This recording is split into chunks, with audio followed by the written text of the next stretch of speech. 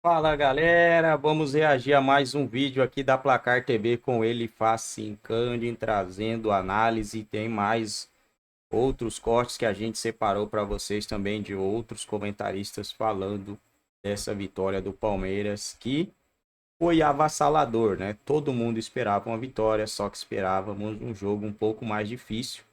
Foi mais fácil do que o imaginado, né? 5-1 em um jogo de mata-mata nunca é tão esperado desse jeito, né, galera? Deixa o seu like se ainda não é inscrito, dá essa moral pra gente, se inscreva no canal, acione o sino, ajuda a gente a chegar aos 100 mil inscritos e vamos lá ver o que Facincani e os demais comentaristas têm a falar sobre esse jogão de bola, uma sonora goleada do Clube Verde, 5-1 para cima da Ponte Preta. Agora vamos ver quem o Verdão vai enfrentar na semifinal. Lembrando que vai ter outro sorteio, não é chaveamento, né, pessoal? É outro sorteio e pode pintar aí São Paulo, pode pintar Santos. Tomara que não caia nenhum desses dois times nesse momento do campeonato, né? O Palmeiras fez 5-1 no adversário, tomou o último gol do jogo, com a partida completamente entregue. A Ponte, o Renato bateu uma falta, houve um desvio na barreira, o Everton acabou se confundindo, mas tá tudo certo, não teve culpa. Mas de resto, um Palmeiras que ao longo do jogo passeou, comandou todas as ações e, lógico, mostra que é uma equipe muito forte no comando do técnico Abel Ferreira, mesmo tendo jogado naquele sistema que muita gente fica com a pulga atrás da orelha. Eu, propriamente dito, sou uma das pessoas que acho que o Palmeiras ainda poderia jogar de uma forma mais leve, sem dobrar os dois laterais. Porém, neste jogo, o Palmeiras conseguiu fazer situações que ele, dentro de campo, valorizou o que tem de melhor: a capacidade técnica e a qualidade dos seus jogadores. A partida do Palmeiras foi primorosa pelo seguinte fato.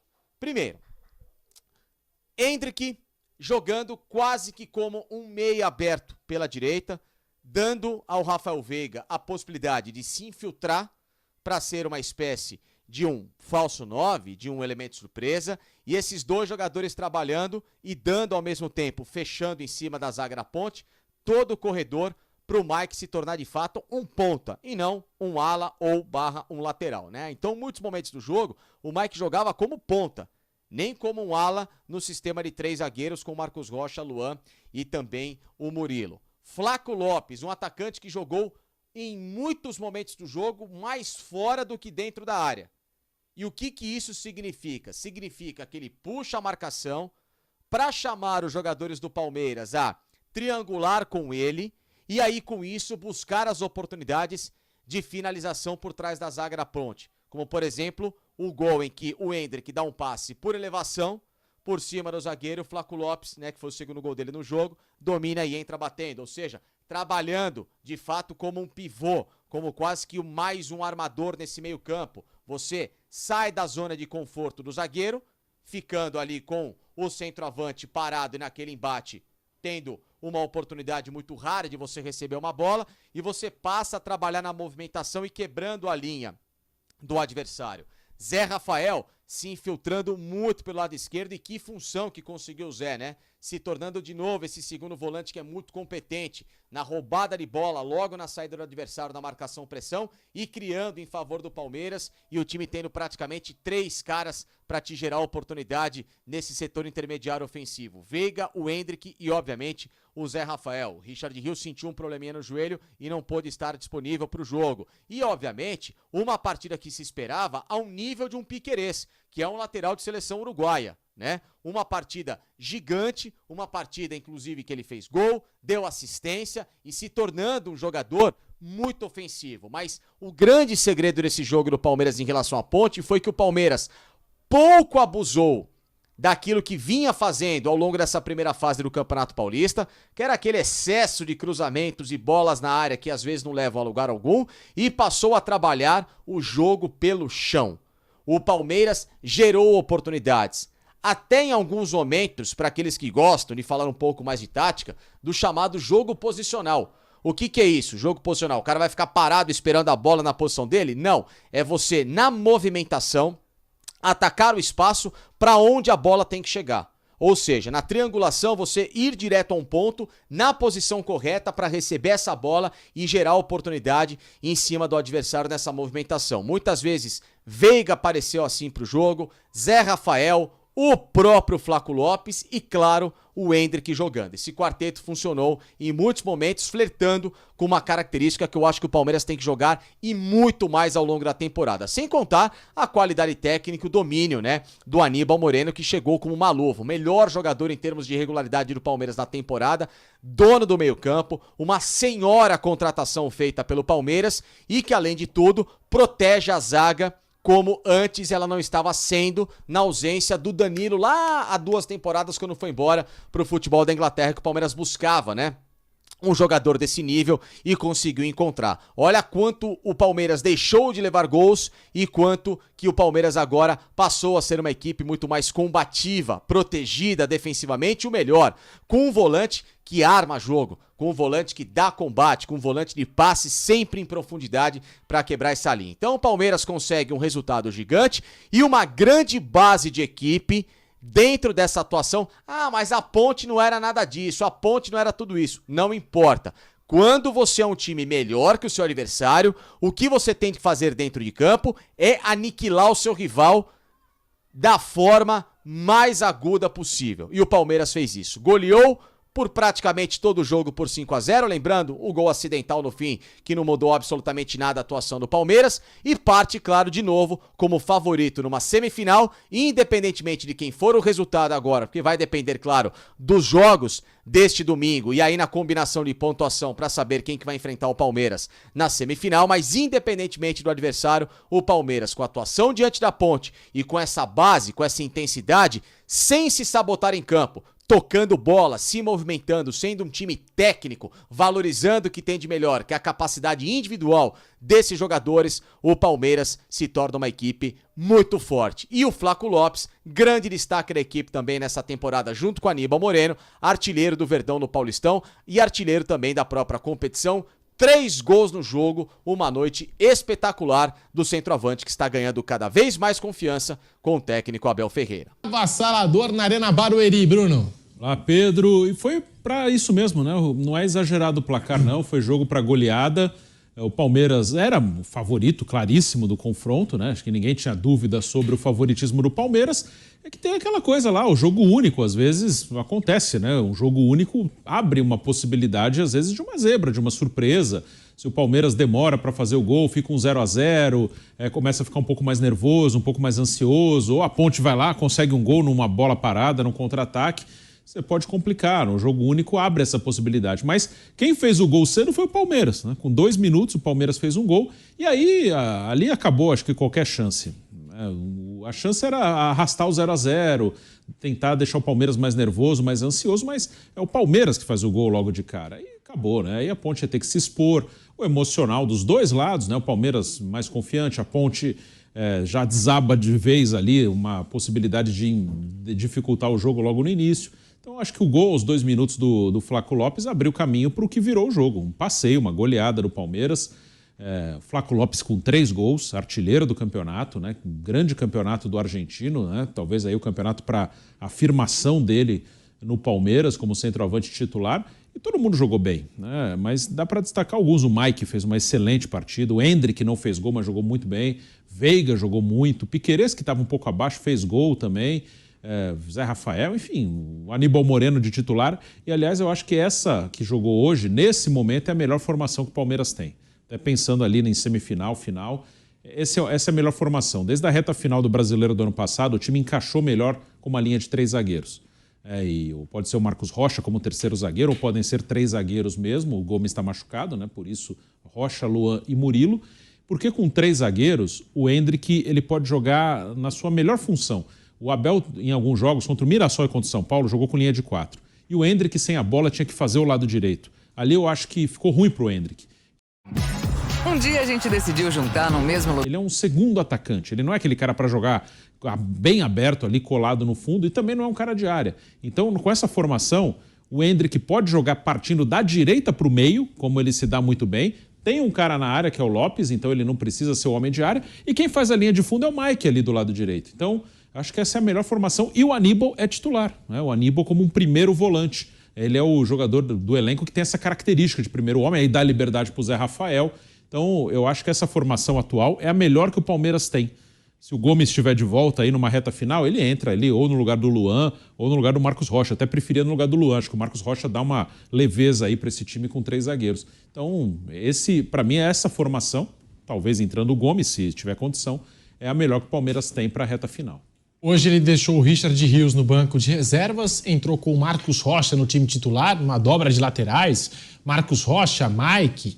Essa dobra de laterais, em outros momentos, foi muito criticada, né, pelo torcedor do Palmeiras. O Abel utilizou na Libertadores do ano passado, até naquela queda contra o Boca Juniors, ele utiliza os 2 laterais. Funcionou contra o Deportivo Pereira no ano passado, naqueles 4-0, e depois o time teve muita dificuldade para se encaixar com esses 2 laterais.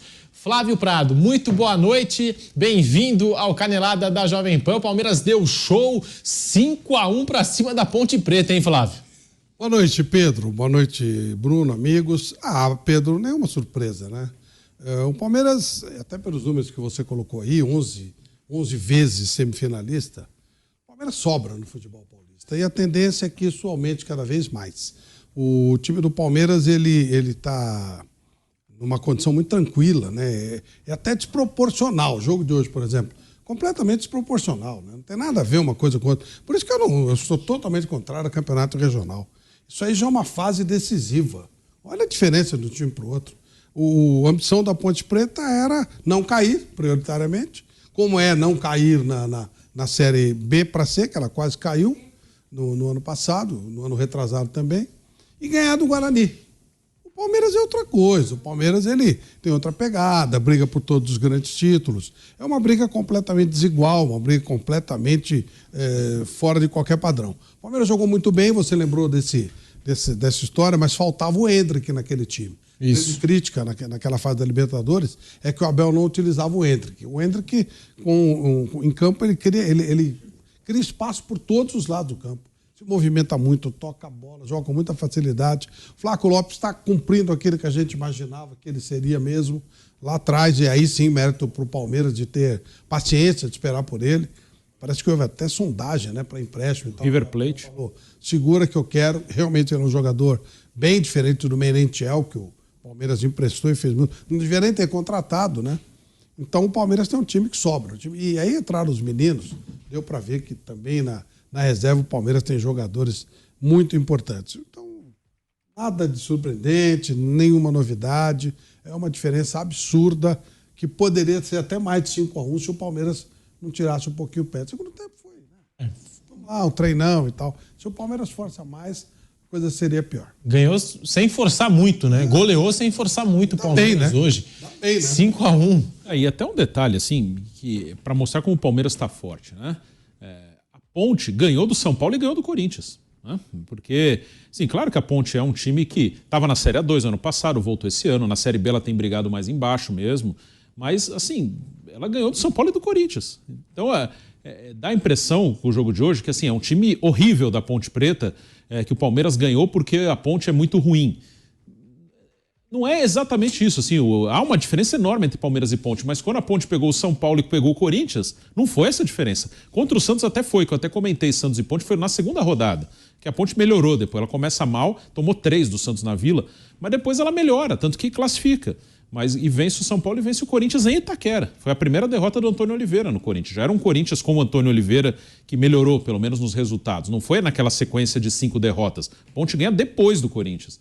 Então, para ver como o Palmeiras, ele está à frente, não só a Ponte. Claro que no Clássico, o São Paulo dificulta para o Palmeiras, por exemplo. O Corinthians nem tanto. Mas você vê que os outros grandes têm problemas com a Ponte. O Palmeiras não. O Palmeiras pegou e atropelou.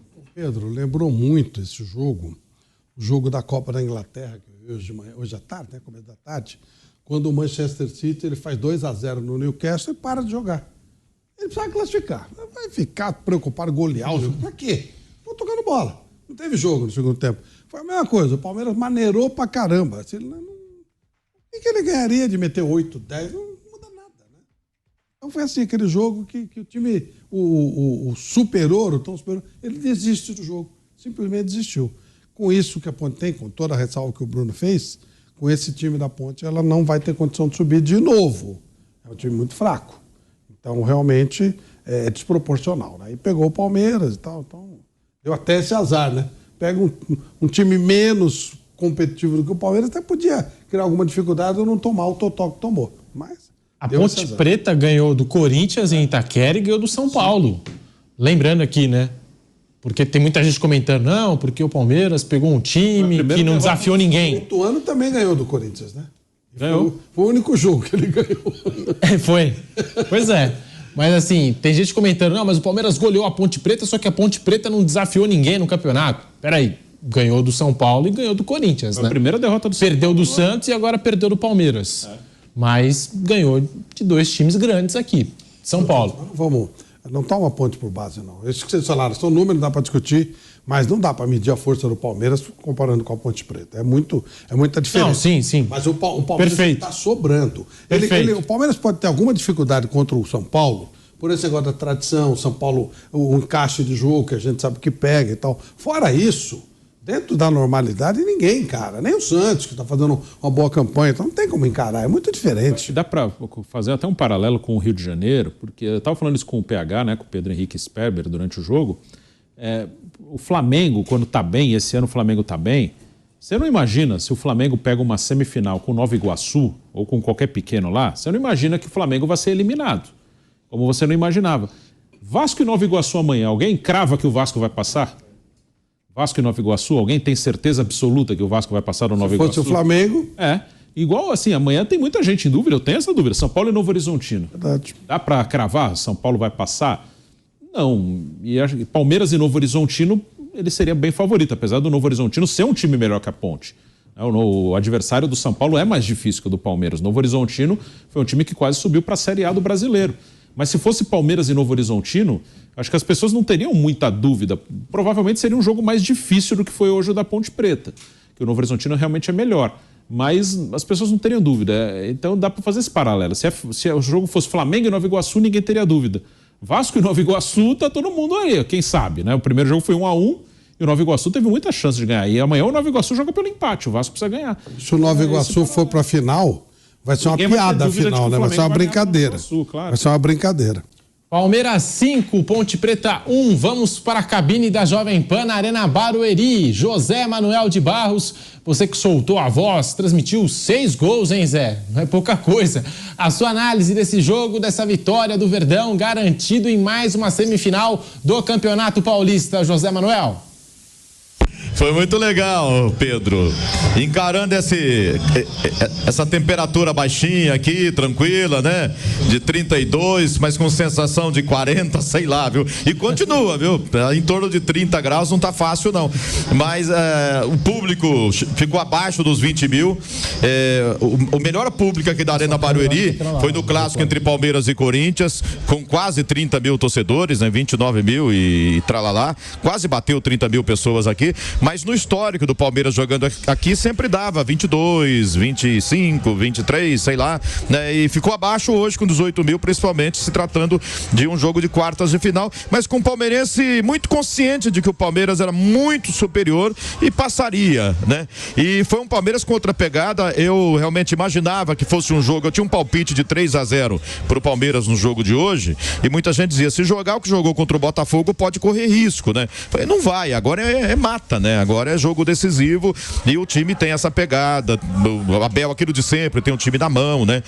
São jogadores, a maioria atuando junto já há muito tempo. E o Palmeiras foi absoluto no jogo. Você pode analisar as fragilidades da Ponte Preta, mas foi um Palmeiras que jogou o futebol dele, né? Às vezes o Palmeiras, por exemplo, pode não render tudo que sabe, né? Mas hoje não. Hoje realmente ele foi avassalador. Primeiro tempo, então, sobrou, né? Jogadas pela direita, pela esquerda, inversão de jogada e lançamentos longos ou do Everton, ou dos jogadores de meio campo, passes rápidos com o Hendrick, que foi um meia no jogo de hoje, como o Bruno falou mais cedo, o Rafael Veiga no primeiro gol, o passe dele pro Piquerez foi lindo, tivemos jogadas lindas, né? E o centroavante metendo 3 gols no jogo, você vai reclamar de quê, né? Então o Palmeiras que veio aqui pra Arena Barueri, tá muito feliz, aliás, tô vendo no gramado aqui os jogadores que jogaram pouco ou que não jogaram, fazendo ali aquela roda de bobinho com gols pequenininhos ali, fazendo um trabalho físico após essa partida entre Palmeiras e Ponte Preta. Palmeiras no primeiro tempo fez 3-0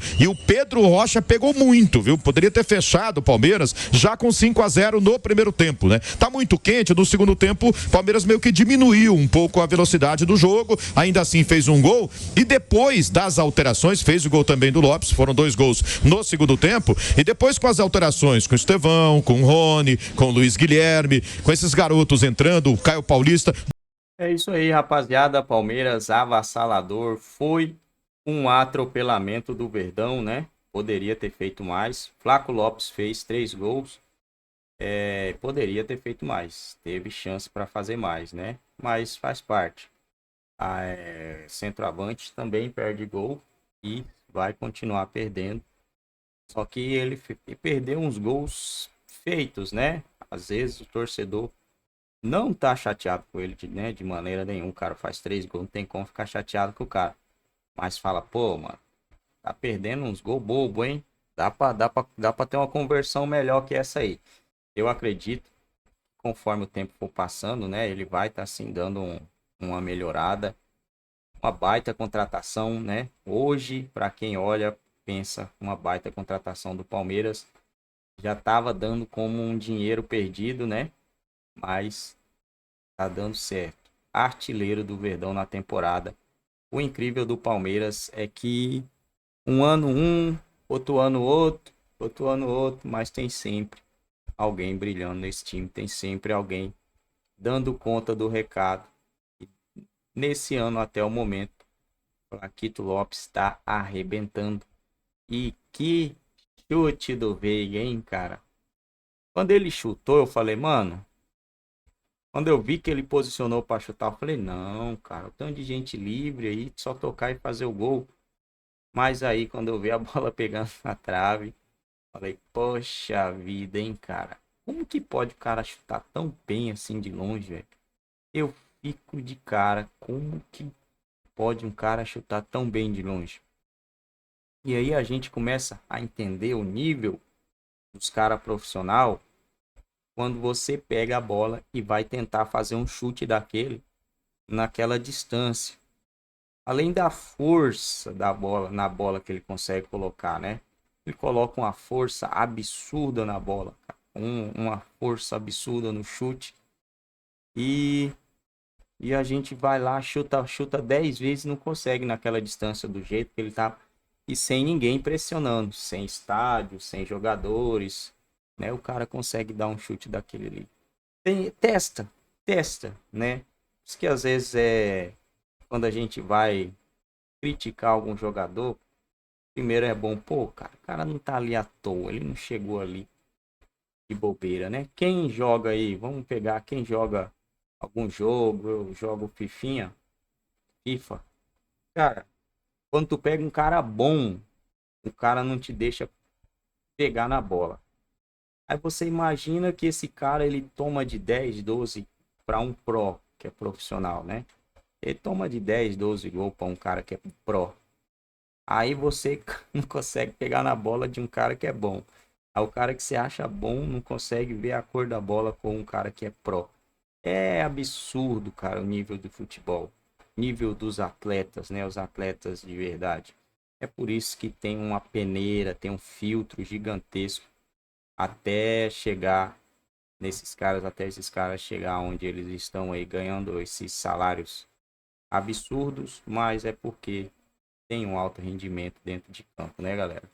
Fico por aqui, não saia sem deixar o seu like se ainda não é inscrito, dá essa moral pra gente, se inscreva no canal, ajude a gente a bater os 100k, beleza? Valeu!